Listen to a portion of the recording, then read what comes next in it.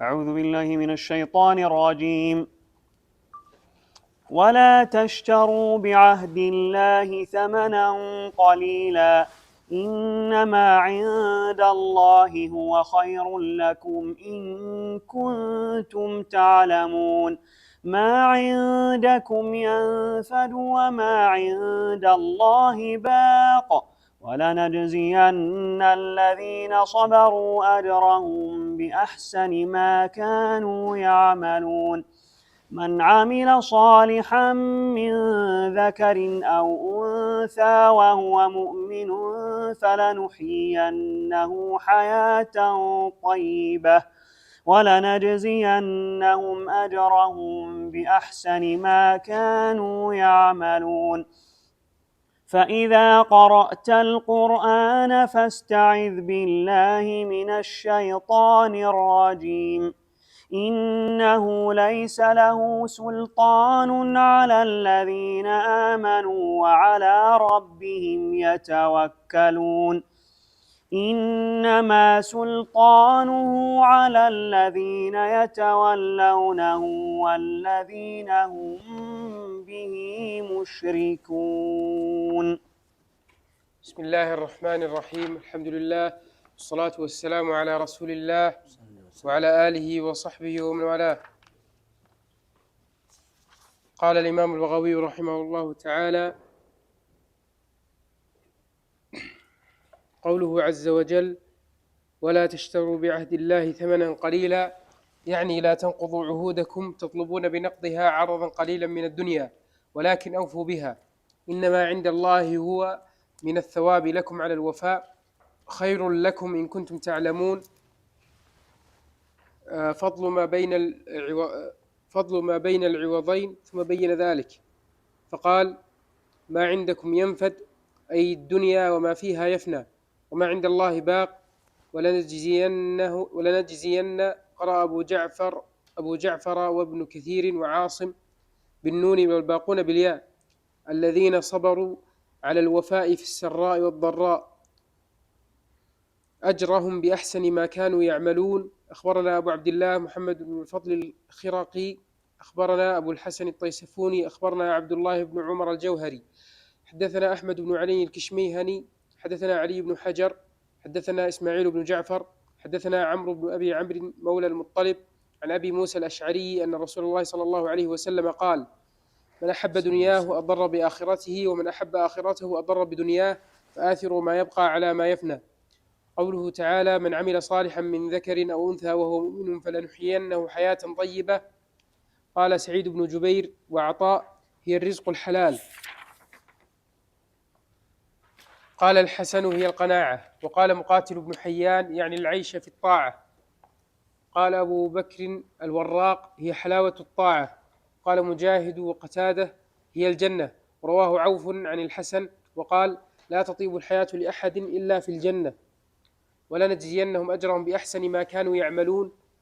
قوله سبحانه وتعالى: فإذا قرأت القرآن، أي أردت قراءة القرآن، فاستعذ بالله من الشيطان الرجيم، كقوله تعالى: إذا قمتم إلى الصلاة فاغسلوا. والاستعاذة سنة عند قراءة القرآن، وأكثر العلماء على أن الاستعاذة قبل القراءة. وقال أبو هريرة بعدها.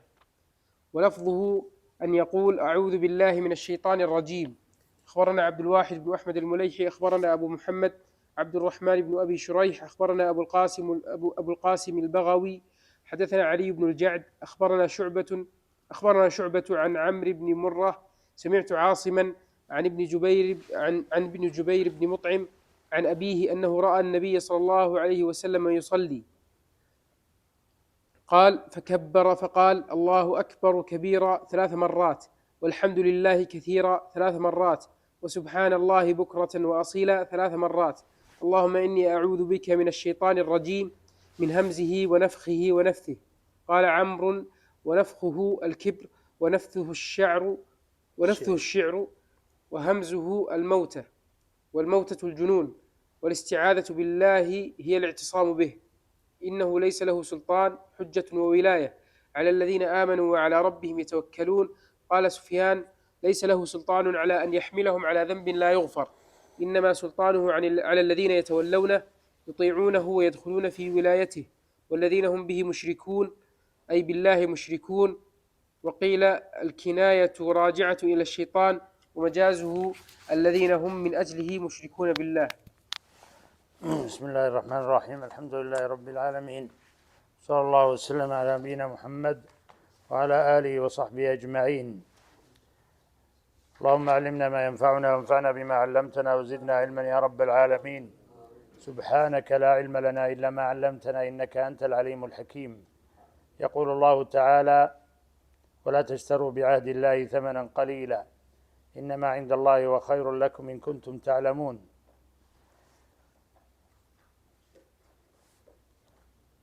لما أمر الله جل في علاه بالوفاء بالعهود والمواثيق في الآيات السابقات، قوله تعالى: وأوفوا بعهد الله إذا عاهدتم ولا تنقضوا الأيمان بعد توكيدها. وكان من أكثر أسباب نقضها بين الناس هو الطمع الدنيوي القليل الزائل، فنهى عن ذلك سبحانه بقوله: ولا تشتروا بعهد الله ثمنا قليلا إنما عند الله خير لكم إن كنتم تعلمون. والثمن هو العوض الذي يأخذه المعاوض. الإنسان إذا اشترى بضاعة دفع ثمنا عوضا عنها وأخذها. وقوله جل وعلا: وقليلا ثمنا قليلا، هذه صفة يسميها العلماء صفة كاشفة،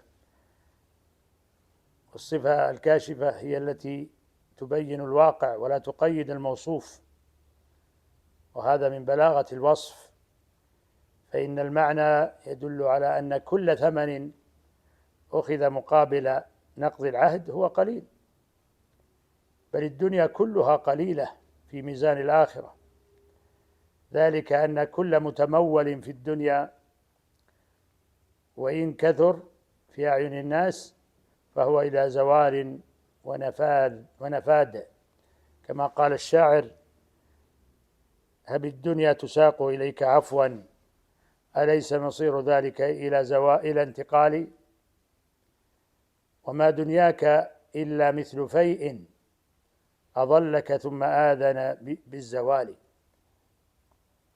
لذا أشار الله تعالى في هذه الآية والتي بعدها إشارتين عظيمتين: الأولى أن ما عند الله للمؤمنين الصادقين الموفين بعهودهم ومواثيقهم أعظم أجرا وأكبر ذخرا، فقال في ختام هذه الآية الكريمة: إنما عند الله هو خير لكم إن كنتم تعلمون. والإشارة الثانية في الآية التي تليها، وهي الإشارة إلى حقيقتين عظيمتين: الأولى أن جميع ما يكون في أيدي الناس من الدنيا من الأموال أو الرياش فهو إلى نفاد وزوال، لا يبقى منه شيء. والعاقل ينظر ويسأل نفسه: أين السابقون الأولون وما حووه وما حصلوه من أموال؟ ذهبوا وذهبت أموالهم. الثانية أن ما عند الله فهو باق لا يزول، فكيف يبيع العاقل ما يبقى ويدوم بما يفنى ويزول؟ هذا سفه عظيم. وقوله تعالى: إنما أداة حصر، فحصر الخير في جزاء الله لمن اتقى ربه ووفى بعهده، وختم الآية بالشرط المحذوف جوابه لظهوره وجلائه: إن كنتم تعلمون. فهنا شرط محذوف الجواب لجلائه ووضوحه: إن كنتم تعلمون فسترغبون بما عند الله ولا تشترون بعهد الله ثمنا قليلا. ثم قال تعالى: ما عندكم ينفد وما عند الله باق ولنجزين الذين صبروا أجرهم بأحسن ما كانوا يعملون. فبين في هذه الآية الكريمة كما سبق الإشارة إليه إلى حقيقة الدنيا، وأن كل ما يعطى الإنسان فيها فهو إلى نفاد وزوال، كما قال الشاعر: لدوا للموت وابنوا للخراب فكلكم يصير إلى ذهاب. لدوا للموت وابنوا للخراب فكلكم يصير إلى ذهاب. لمن نبني ونحن إلى تراب نصير كما خلقنا من تراب. والباقي هو ما عند الله من الأجر والمثوبة لمن استقام على طاعته ونهى النفس عن الهوى. ولما كانت الدنيا بهذه الحال مما كتب الله عز وجل عليها من الزوال والإضمحلال، كان من حكمته العظيمة أن زينها للناس ابتلاء وامتحانا حتى لا ينصرف الناس عنها انصرافا كليا فتفسد معايشهم. لكن ذكر الله عز وجل عباده بحقيقتها وسرعة زوالها، فصار المهتدي بنور الله واقفا منها حيث أوقفه الله عز وجل، كما قال جل وعلا: وابتغ فيما آتاك الله الدار الآخرة ولا تنس نصيبك من الدنيا. وقوله تعالى: ولنجزين الذين صبروا أجرهم بأحسن ما كانوا يعملون، لما نهى الله تعالى عن الاستعاضة من الوفاء بالعهود والمواثيق بالأثمان القليلة الزائلة، وكان في الاستقامة على هذا نوع مشقة على النفوس، حيث أن النفوس جبلت على الرغبة بالعاجل. وعد الله جل وعلا الصابرين في ذلك بالجزاء، الصابرين على ذلك بالجزاء الأوفى والأجر الأسنى.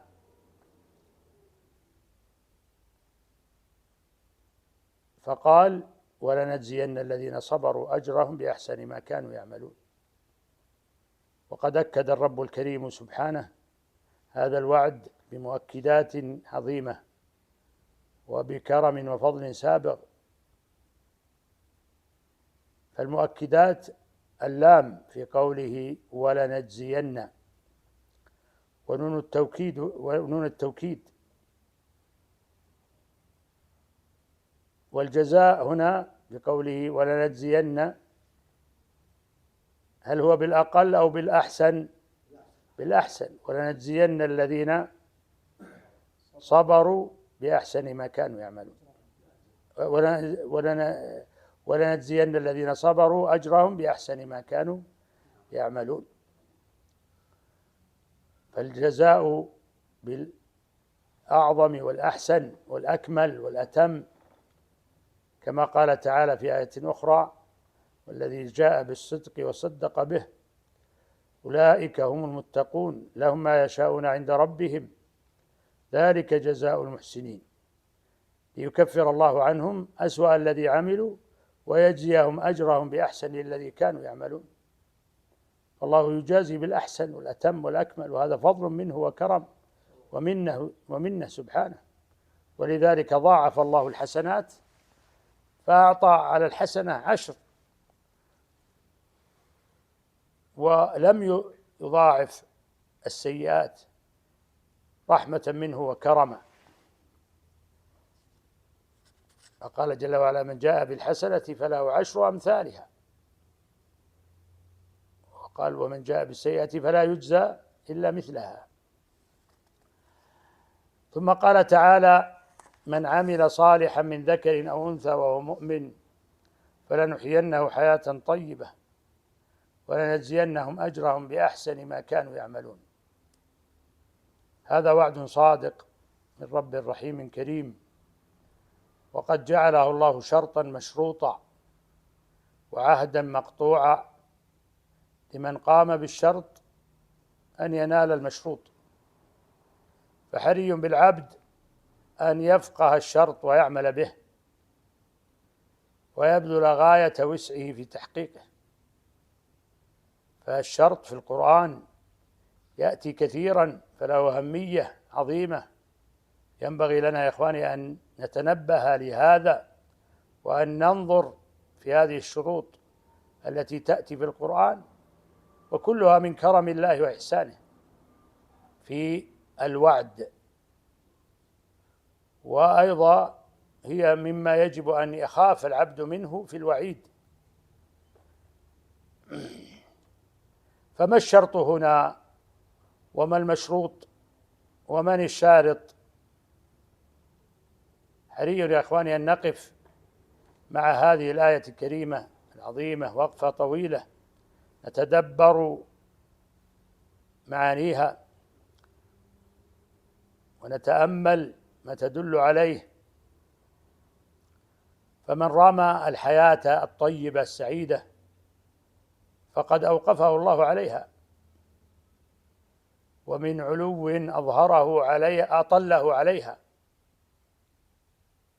ومن علو أطله عليها فما فاته شيء من أجزائها، وما حجب عنه شيء من جمالها، وما حجب عنه شيئا من جمالها.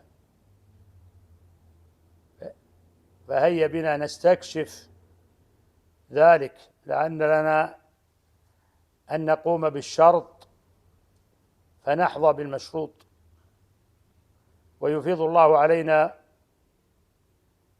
بكرمه وإحسانه من جوده، كما قال: ولنجزينهم أجرهم بأحسن ما كانوا يعملون. فيا لله كم جمعت هذه الآية من الخيرات، ووصفت طريق المسرات. فيا سعادة من أخذ بها فصارت له نبراسا، ويا ويح من أعرض عنها ولم يرفع بها رأسا. استهلها ربنا تبارك وتعالى بأداة الشرط من، هذه أداة شرطية من، لتدل على الشرط، ولا بد أن يأتي بعدها فعل الشرط وجوابه. فأين فعله؟ فعله من عمل صالحا، من عمل صالحا، وهو بيت القصيد، وهو الذي ينبغي أن يعنى به العبد عناية عظيمة، يعض عليه بالنواجذ ويأخذ به ويفهمه غاية الفهم. فقوله جل وعلا: من عمل صالحا، هذا هو فعل الشرط، وجوابه: من عمل صالحا من ذكر أو أنثى وهو مؤمن فجوابه إيش؟ فلنحيينه حياة طيبة. فما هو الشرط؟ ما هو فعل الشرط؟ من عمل صالحا. فما العمل الصالح الذي يريده الله عز وجل منا حتى نحققه لتحصل لنا الحياة الطيبة السعيدة؟ والعمل الصالح قد جاء في آيات كثيرة، آيات كثيرة جدا في كتاب الله، ومنها قوله تعالى: من كان يريد العزة فلله العزة جميعا إليه يصعد الكلم الطيب والعمل الصالح يرفعه. وقال تعالى: من كان يرجو لقاء ربه فليعمل عملا صالحا ولا يشرك بعبادة ربه أحدا. وأمر الله عز وجل به المرسلين، فقال جل وعلا: يا أيها الرسل كلوا من الطيبات واعملوا صالحا إني بما تعملون عليم. وقال تعالى: من عمل سيئة فلا يجزى إلا مثلها ومن عمل صالحا من ذكر أو أنثى وهو مؤمن فأولئك يدخلون الجنة يرزقون فيها بغير حساب. نسأل الله من فضله. وكثيرا ما يقرن الله في كتابه وصف المؤمنين بعمل الصالحات، آيات كثيرة جدا في كتاب الله: الذين آمنوا وعملوا الصالحات. وقد جاءت السنة بفضل العمل الصالح والحث عليه، كما في الصحيح أن الميت إذا مات تبعه 3 فيرجع 2 ويبقى معه 1، وهو العمل، يتبعه أهله وماله وعمله، فيرجع أهله وماله ويبقى عمله، فهو الذي يبقى معك في قبرك إن كان صالحا أو فاسدا، فنسأل الله يصلح أعمالنا. وكما في الصحيح أيضا من قصة ال3 الذين أطبقت عليهم حجر صخرة كبيرة في الغار، فتداعوا إلى أن يتوسلوا بصالح أعمالهم ففرج الله عنهم، فرج عنهم لما دعوا بصالح أعمالهم. وكما في حديث فضل العشر الأواخر في 10 الأول من ذي الحجة، الحديث الصحيح: ما من أيام العمل الصالح أحب إلى الله من هذه الأيام، يعني ال10، فالله يحب منا العمل الصالح خاصة في الأوقات الفاضلة، والله غني عنا سبحانه، غني عن عباده وغني عن عبادتهم، وإنما يعود نفع العبادة إلى الناس أنفسهم، كما قال الله عز وجل في كتابه: من كفر فعليه كفره ومن عمل صالحا فلأنفسهم يمهدون، يعني لأنفسهم يمهدون. وكما في الحديث القدسي العظيم، حديث أبي ذر رضي الله عنه عن النبي صلى الله عليه وسلم أنه قال فيما يرويه عن ربه جل وعلا أنه قال: يا عبادي إني حرمت الظلم على نفسي وجعلته بينكم محرما فلا تظالموا، يا عبادي كلكم ضال إلا من هديته فاستهدوني أهدكم، يا عبادي كلكم جائع إلا من أطعمته فاستطعموني أطعمكم، يا عبادي كلكم عار إلا من كسوته فاستكسوني أكسكم، يا عبادي إنكم تخطئون بالليل والنهار وأنا أغفر الذنوب جميعا فاستغفروني أغفر لكم، يا عبادي إنكم لن تبلغوا ضري فتضروني ولن تبلغوا نفعي فتنفعوني، يا عبادي لو أن أولكم وآخركم وإنسكم وجنكم كانوا على أتقى قلب رجل واحد منكم ما زاد ذلك في ملكي شيئا، يا عبادي لو أن أولكم وآخركم وإنسكم وجنكم كانوا على أفجر قلب رجل واحد منكم ما نقص ذلك من ملكي شيئا، يا عبادي لو أن أولكم وآخركم وإنسكم وجنكم قاموا في صعيد واحد فسألوني فأعطيت كل إنسان مسألته ما نقص ذلك مما عندي شيئا إلا كما ينقص المخيط إذا يدخل في البحر، يا عبادي إنما هي أعمالكم أحصيها لكم ثم أوفيكم إياها، فمن وجد خيرا فليحمد الله ومن وجد غير ذلك فلا يلومن إلا نفسه. كان أبو إدريس الخولاني الذي روى عن أبي ذر الحديث من التابعين رضي الله عنه كان إذا حدث بهذا الحديث جثى على ركبتيه تعظيما لهذا الحديث القدسي العظيم. والشاهد منه قوله: إنما هي أعمالكم أحصيها لكم ثم أوفيكم إياها. فالله عز وجل أوجدك وخلقك لطاعته وعبادته، وما خلقت الجن والإنس إلا ليعبدون، والله غني عن عبادة العابدين، وإنما المصلحة تعود إليهم فلأنفسهم يمهدون، إنما هي أعمالكم أحصيها لكم ثم أوفيكم إياها. فالأعمال يحصيها الله عز وجل إحصاء دقيقا حتى الذرة يجازي عليها سبحانه. فمن يعمل مثقال ذرة خيرا يره، ومن يعمل مثقال ذرة شرا يره. قال جل وعلا: ونضع الموازين القسط ليوم القيامة فلا تظلم نفس شيئا وإن كان مثقال حبة من خردل أتينا بها وكفى بنا حاسبين.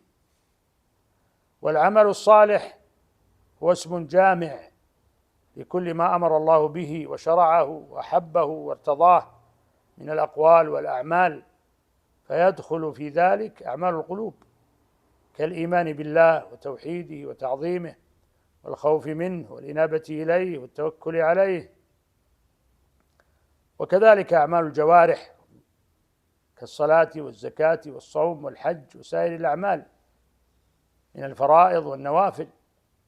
وهذا العمل الذي يحبه الله ويرضاه منا لا ينقطع ما دام الإنسان حيا مكلفا، فإذا مات انقطع عمله. إذا مات الإنسان انقطع عمله، كما جاء في الصحيح: إذا مات الإنسان انقطع عمله إلا من ثلاث: صدقة جارية أو علم ينتفع به أو ولد صالح يدعو له. كما أن لهذا العمل الصالح شروطا لا يصح إلا بها. قد ذكر العلماء هذه الشروط، ذكروا أنها 3 شروط لا بد من توافرها في العمل حتى يكون صالحا مقبولا عند الله عز وجل. فأول هذه الشروط الإيمان به سبحانه، الإيمان بالله سبحانه. وقد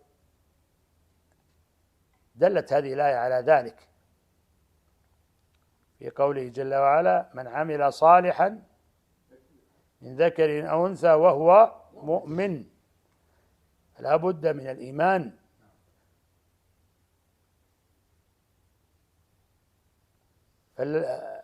عمل الكافرين وعمل المشركين لا ينفعهم أبدا، كما قال الله عز وجل: وقدمنا إلى ما عملوا من عمل فجعلناه هباء منثورا. وقال جل وعلا: والذين كفروا أعمالهم كسراب بقيعة يحسبه الظمآن ماء حتى إذا جاءه لم يجده شيئا. وذكر العلماء أن الله عز وجل من فضله وإحسانه وعدله، من عدله أنه يجزيهم على أعمالهم الحسنة في الدنيا فقط، فإذا قدموا في الآخرة على ربهم لم يكن لهم جزاء. الثاني من الشروط أن يكون العمل خالصا لله تعالى، كما قال تعالى: وما أمروا إلا ليعبدوا الله مخلصين له الدين حنفاء. وقال جل وعلا: ألا لله الدين الخالص. وقال تعالى: قل الله أعبد مخلصا له ديني. وقال الله في الحديث القدسي: أنا أغنى الشركاء عن الشرك، من عمل عملا أشرك فيه معي غيري تركته وشركه. وهذا مقتضى شهادة لا إله إلا الله، يكون العمل خالصا لله. الثالث من الشروط أن يكون العمل متابعا به الرسول صلى الله عليه وسلم، فكل عمل خالف ما عليه الرسول صلى الله عليه وسلم فهو عمل غير صالح. وقد أمرنا الله بطاعة رسوله صلى الله عليه وسلم، فقال جل وعلا: وما آتاكم الرسول فخذوه وما نهاكم عنه فانتهوا. وقال جل وعلا: من يطع الرسول فقد أطاع الله. وقال الرسول صلى الله عليه وسلم في التحذير عن مخالفة ما جاء به والعمل بغير ما جاء به: من أحدث في أمرنا هذا ما ليس منه فهو رد، أي مردود على صاحبه. وهذا مقتضى شهادة أن محمد رسول الله صلى الله عليه وسلم. فهذه شروط العمل الصالح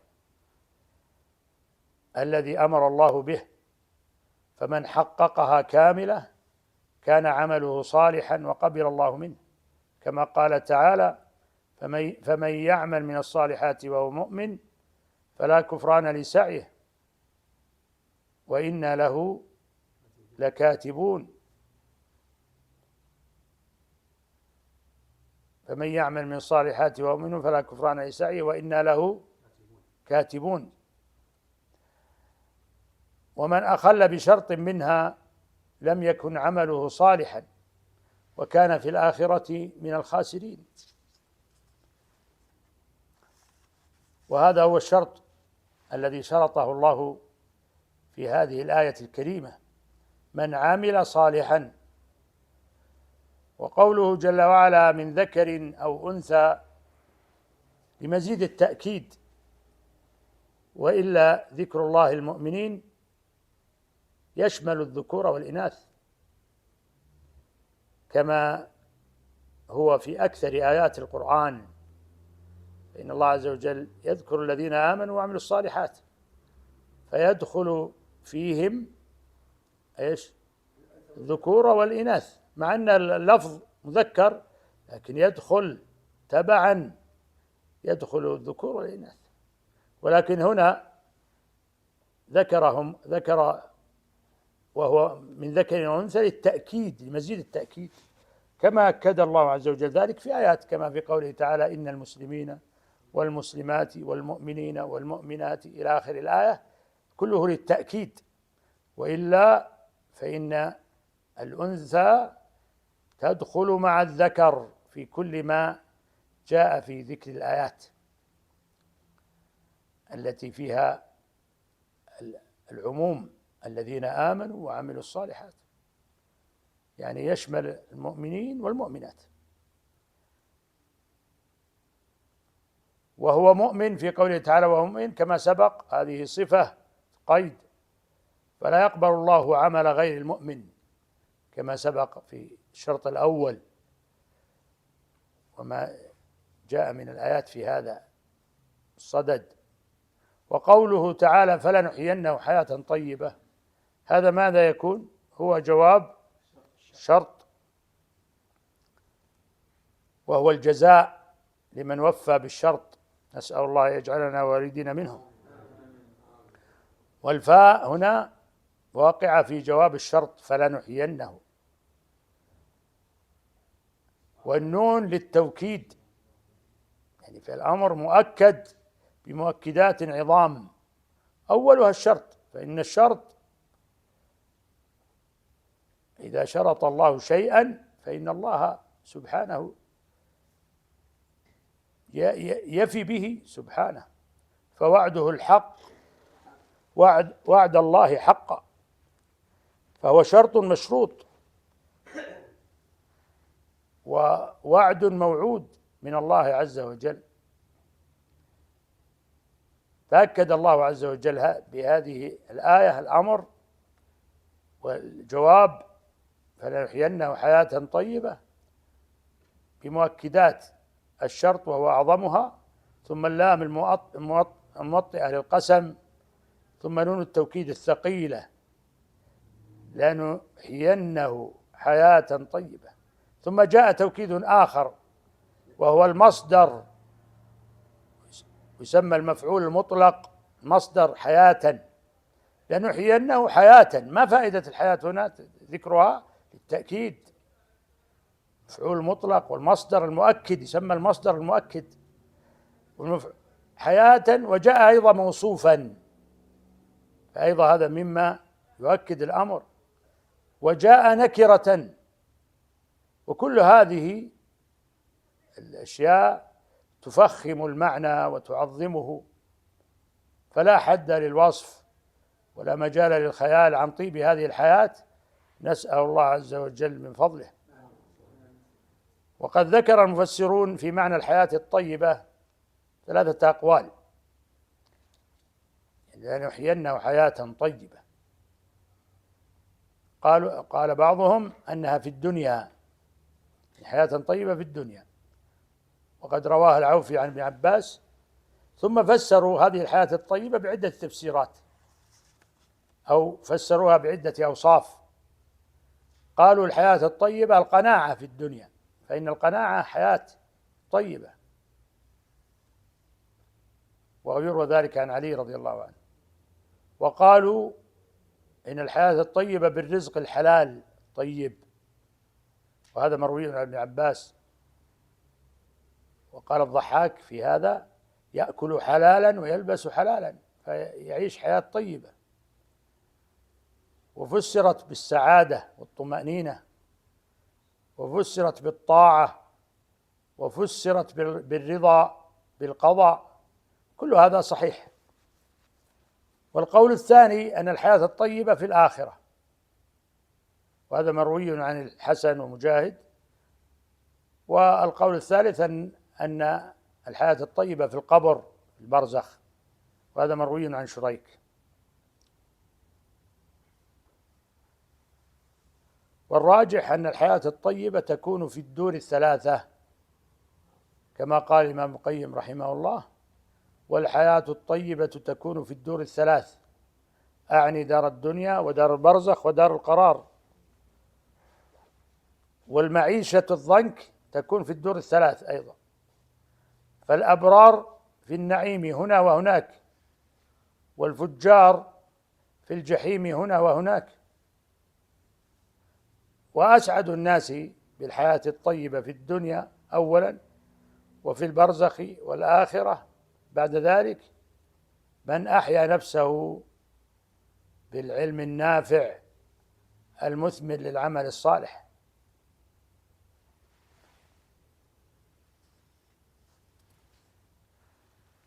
فمن علم وعمل على بصيرة كان له الحظ الأوفى من هذه الحياة الطيبة، نسأل الله من فضله. فالجاهل بدين الله المعرض عنه ميت القلب والروح. قال تعالى: أو من كان ميتا فأحييناه وجعلنا له نورا يمشي به في الناس كمن مثله في الظلمات ليس بخارج منها.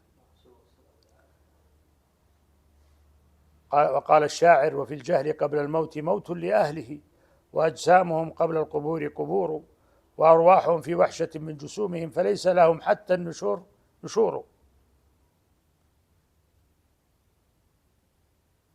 فهذه الحياة الطيبة التي أشار الله إليها في هذه الآية الكريمة قد ذكر ما يماثلها في آيات أخر، كما في قوله تعالى: والذين هاجروا في الله من بعد ما ظلموا لنبوئنهم في الدنيا حسنة ولأجر الآخرة أكبر لو كانوا يعلمون. فالله عز وجل يعطي في الدنيا وفي الآخرة. وقال تعالى: قل يا عبادي الذين آمنوا اتقوا ربكم للذين أحسنوا في هذه الدنيا حسنة وأرض الله واسعة إنما يوفى الصابرون أجرهم بغير حساب. ومن أدعية القرآن الجامعة دعاء المؤمنين، ومنهم من يقول ربنا آتنا في الدنيا حسنة وفي الآخرة حسنة وقنا عذاب النار. فالحياة الطيبة والسعادة الحقة في طاعة الله، اتباع مرضاته. ولله در القائل: ولست أرى السعادة جمع مال ولكن التقي هو السعيد.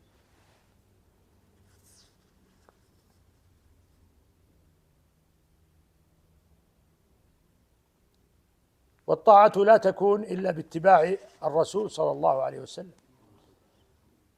ولا يحصل هذا إلا بالعلم بما جاء في الكتاب والسنة. فمن سار على هذا الطريق محققا الشروط الثلاثة الآنفة الذكر في شروط العمل الصالح كان أسعد الناس بالحياة الطيبة في الدنيا، ثم في البرزخ في القبر، ثم في الآخرة. والآخرة جزاؤها عظيم.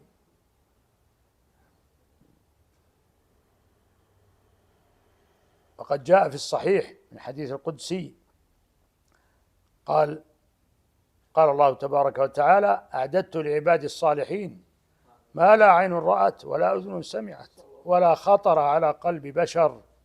نسأل الله من فضله وأن يجعلنا منهم فضله وكرمه وإحسانه ووالدينا. ومن أخل بشرط من هذه الشروط لم يكن له حظ من الحياة الطيبة. فمن عمل بلا إيمان ولا يقين لم ينفعه عمله، حتى ولو ادعى أنه يعمل الصالحات ويحسن وكذا لم ينفعه عمله. ومن عمل بلا إخلاص لله وتجريد النية له سبحانه لم ينفعه عمله. ومن ابتدع في الدين ولم يعمل متبعا بل عمل مبتدعا لم ينفعه عمله. لذا كان السلف العاملون المخلصون المتبعون للسنة لهم حظ عظيم من هذه الحياة الطيبة، وقد سطروا كلمات عجيبة في وصف هذه الحياة الطيبة.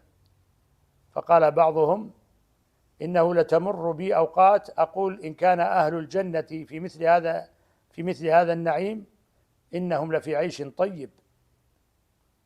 وقال آخر: مساكين أهل الدنيا خرجوا منها وما ذاقوا أطيب ما فيها. قيل: وما أطيب ما فيها؟ قال: محبة الله ومعرفته وذكره. وقال آخر: لو يعلم الملوك وأبناء الملوك ما نحن فيه لجالدون عليه بالسيوف. هذه المعاني التي استقرت في قلوب عباد الله الصالحين المؤمنين المخلصين المتبعين للسنة المفارقين للبدعة، حصل عندهم هذه الحياة الطيبة السعيدة في الدنيا وفي البرزخ وفي الآخرة. فنسأل الله من فضله. وقوله: ولنجزينهم أجرهم بأحسن ما كانوا يعملون، هذا هو الجزاء الأوفى والأعظم الذي هو قد وعد الله به عباده الصالحين بقوله: أعددت لعبادي الصالحين في الجنة ما لا عين رأت ولا أذن سمعت ولا خطر على قلب بشر. نسأل الله من فضله وإحسانه وأن يجعلنا منهم إنه ووالدينا إنه قريب مجيب. ونقف على قوله تعالى: فإذا قرأت القرآن فاستعذ بالله من الشيطان الرجيم. والله أعلم، وصلى الله وسلم على نبينا محمد.